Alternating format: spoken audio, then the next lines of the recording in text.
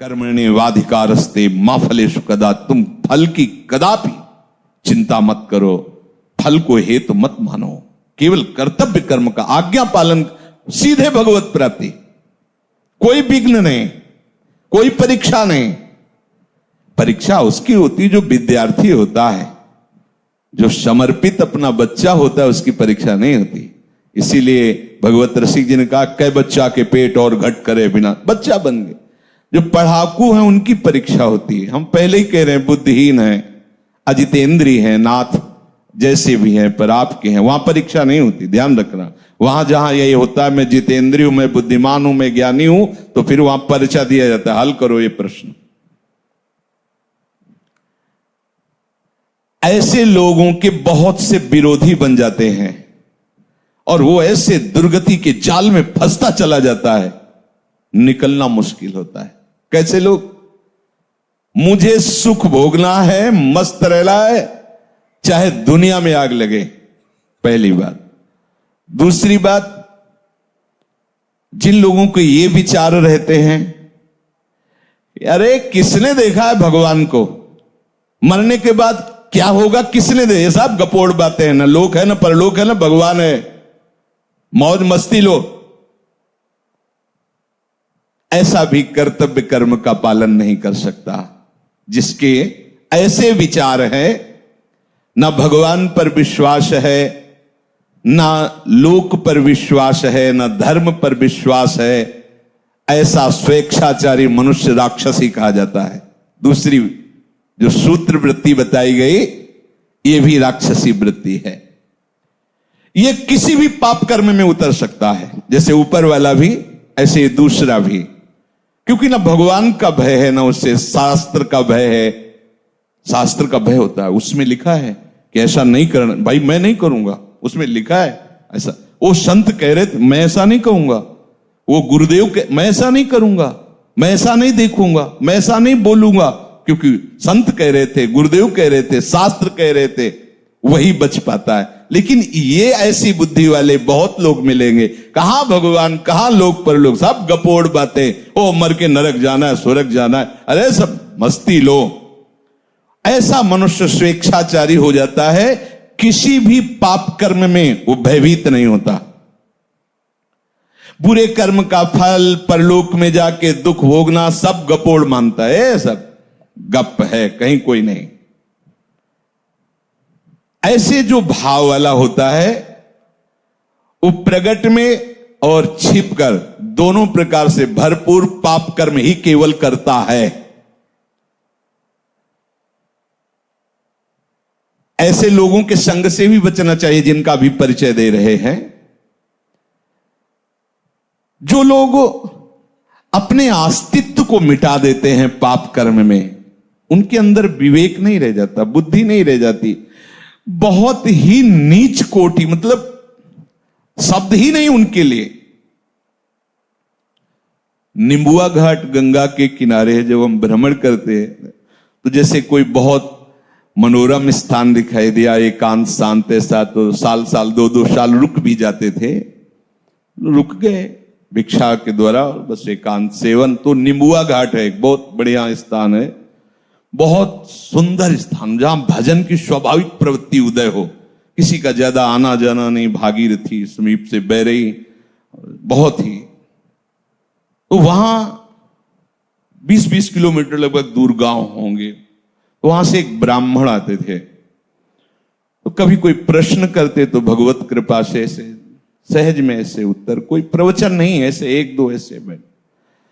तो उनकी बड़ी श्रद्धा बढ़ी, तो एक बार वो अपने परिवार को लिवा के लाए, तो साथ में उनकी बेटी भी थी जो नवयुवती थी, तो ऐसे पूरी जली हुई थी, ऐसे पूरी, ऐसे यहां से ऐसे बड़ी सुंदर आकृति पर इधर से जली हुई। तो स्वाभाविक प्रश्न उनका, ये जन्म से ऐसा है इस बच्ची के, या उनका नहीं महाराज 1 मिनट लगेगा हमें बताने में। तो कहा नहीं, बताए। बोले भगवत कृपा से हमारे पास सब कुछ है, जमींदारी रही बाप बाबा से, तो खूब धन संपत्ति है। उस समय उन्होंने कहा करोड़ों रुपए लगाकर हमने अपनी बेटी का ब्याह किया बड़े घरानों में, और वहां गई तो कुछ समय तो ठीक रहा, फिर उन लोगों को पता नहीं क्या हुआ कि प्रताड़ित करने लगे। ये जब आती तो बताती तो हमें लगता कि घर परिवार में ऐसा होता है। हमने कहा कोई बात नहीं, सहन करो, धीरे धीरे सब ठीक हो जाएगा, नया नया है इसलिए ऐसा। एक दिन उन्होंने उसे बांध दिया रस्सी से और मिट्टी का तेल डाल करके आग लगा दी। अब वो भगवान की लीला थी कि आग जो लगी तो सीधे रस्सी में ही लगी पहले, तो कुछ शरीर में लगी तो रस्सी जल्दी से जल गई तो जीना था, जीना से भागकर ऊपर छत में गई और पड़ोस के घर, पहले छप्पर होते थे ऐसे ऐसे आंगन बीच में, तो छप्पर में ऐसे गिर के और आंगन में गिरी जाके। अब ब्राह्मण परिवार के थे तो उनके परिवार के ही वो थे और उनके पास बंदूक आदि भी थी। तो देखा उनका बेटा ये क्या, तो उनका पापा और सब मिलकर हमें जला रहे हैं। उनका बिल्कुल निश्चित कंबल आदि से ढका उसको और बंदूक ले खड़े हो गए और कहा सबको गोली मार देंगे अगर हमारे घर आओगे। और फिर सूचना दी उनके पिता को, तो वो उनको, अब वो ऐसे, अब ये क्या है, क्या है, अर्थ भी है लेकिन पिशाच वृत्ति है। उनको पता नहीं कैसा घोर कर्म कर रहे, क्योंकि किसने देखा भगवान को, किसने देखा लोक परलोक को, मनमानी आचरण। कोई भी पाप प्रवृत्ति करने में उनको शर्म नहीं लगती। ऐसा, अरे तुम्हारी बेटी जब दूसरे के घर जाए ऐसा बरता हो तो तुम्हें कैसा लगे, अरे ये कोई जलाने की वस्तु है। इस तरह से कोई प्रताड़ित करता है किसी को, राक्षस के सिवा और कौन कर सकता है।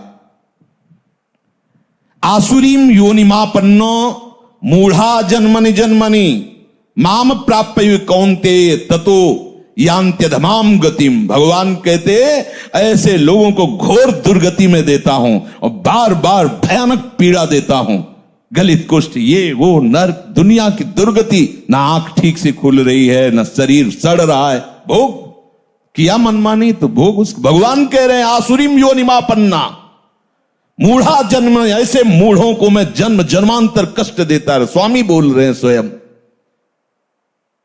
तीसरा, ऐसे लोगों को बिल्कुल संग नहीं करना चाहिए जिनका परिचय दे रहे हैं। मेरा कोई क्या बिगाड़ लेगा,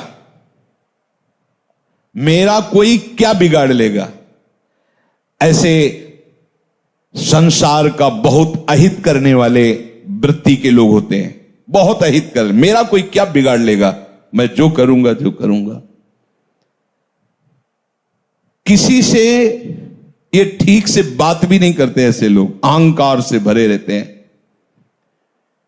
अभिमान के कारण इनकी शत्रुता ही बढ़ती रहती है। अपने बंधु बांधवों का भी ये हित नहीं कर सकते ऐसे स्वभाव वाले लोग। ये फलस्वरूप सबसे घृणा करते हैं और स्वयं सबके घृणा के पात्र बन जाते हैं। ये केवल अपने अभिमान की पुष्टता के लिए ही कर्म करते, जो करने की भावना भी बनती है तो ऐसे लोगों से दूर रहना चाहिए। चौथे, क्या करूं, मैं तो निरुपाय हूं, सुनता तो हूं शास्त्र की बात, भजन करना चाहिए, सत्य से चलना चाहिए, व्यभिचार नहीं करना चाहिए, चोरी नहीं करना चाहिए, समझता हूं, पर मैं ऐसा कभी कर नहीं पाऊंगा। वो तो कोई अवतारी पुरुष होते हैं जो भजन आदि करते हैं, हम लोगों के तो और बस विषय सेवन, ये थोड़ा सा, इनकी थोड़ा सा बुद्धि प्रकाशित है। वो इतना तो मानते हैं कि जो शास्त्र और संतजन कह रहे हैं सत्य है, पर मैं कर नहीं पाऊंगा। ये भी चौथे नंबर पे हैं। ऐसे लोगों का भी संग नहीं करना चाहिए। भाई मेरे से भजन होता नहीं है, हाँ ठीक है, भजन करना वो संत महात्माओं का काम है, हमारा काम नहीं है। हमारा काम है केवल माया प्रपंच में फंसे रहना। तो ऐसे भी लोगों का संग नहीं कर, ऐसे लोग भी वो कर्तव्य कर्म का पालन नहीं कर सकते। क्या करूं, मैं तो लाचार हूं, पता नहीं कौन मेरे सिर पर बैठ जाता है और मुझसे ये सब करवा लेता है। मैं करना तो नहीं चाहता, पर पता नहीं कैसे हो जाता है। और बहुत सी जिम्मेवारियां हमारे ऊपर है। ये सब शास्त्र की बातें मैं नहीं कर पाऊंगा।